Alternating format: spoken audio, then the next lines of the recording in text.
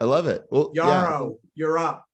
Thank you. Thank you. So Nancy brilliantly took my question, how to influence the innovation culture from a maybe non-leadership position. So thank you, Jeremy, for answering that question, as well as all the other brilliance that you've shared. I also want to give a nod to the D School. I read some of Tina Seelig's work in the past, and the work that you all are doing as an institution is inspiring. So thank you for that. Tina's incredible, by the way. Plug, Yeah. just double clicking on that plug. She's amazing. She is amazing. As are yourself. So I'm putting you right up there with her. Oh, wow. I mean, she's Pantheon material. She's like, Mount Rushmore material. So I'm just glad to be in the same conversation. Right? Okay. So I'm going to adapt my question to, you spoke earlier about kind of the self-talk that we give ourselves, of, it might be a stupid question, or I've got one good idea and then maybe some other ones that I'm using as filler.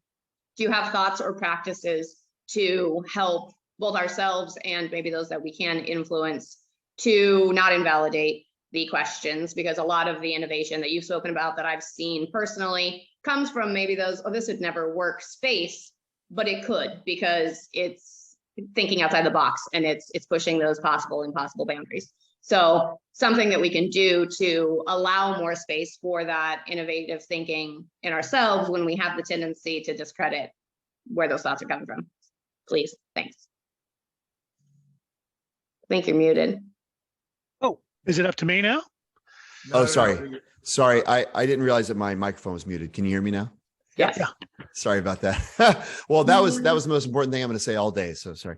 I'm kidding. I love this question, and it's stimulating something for me that I hadn't thought about. So I hope you all know how much your questions and your perspectives contribute to the discussion. So I think this is actually a really interesting answer. I never would have thought of it if it wasn't for your question, and your question should get equal valence is what I'm trying to say. So here's what I think is an interesting answer. Why not set a minimum failure threshold? And what I mean by that is, and I learned that actually from a good friend who runs an innovation lab in North America. A lot of times we think about maximum failure ceilings, beyond this level of failure and it's unacceptable. What about below this level of failure is unacceptable? I think there is, the ideal failure threshold for most people is 0, right? 0 defects, right? Well, that's if it's a straightforward task that you already know the right answer to, and it's just a matter of execution. Great. If you grant that you need to be exploring more broadly than you presently are, and exploration, as somebody, I think Isabel dropped a Bezos quote. I'm a big Bezos, fan myself.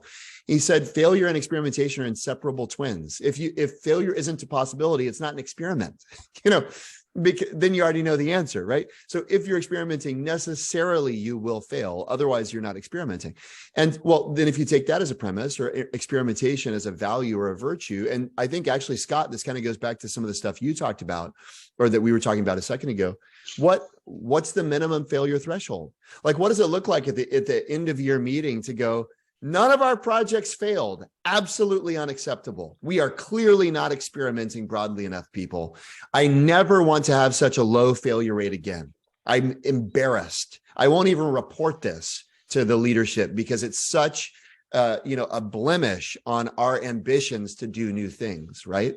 And to me, I think if you set, and depending on your context, like I have a friend, as I said, who runs an innovation lab, his minimum failure threshold is 60%. Meaning, if they fail less than 60% of the time, he knows they're not exploring broadly enough, right? I'm not saying that's everybody's minimum threshold, but I think questioning your default threshold of 0 is probably a good exercise, right? And if you get to the end of the quarter or the end of the year and you look back and go, we have failed below this amount, and you see that as a failure, which is kind of a meta statement, right? But if you see that as unacceptable, I think that's an enormous step towards the goal that you are describing. Thank you. Incredible way to think. And again, by the way, I wouldn't have thought of that if it wasn't for your question. So we get joint credit for that.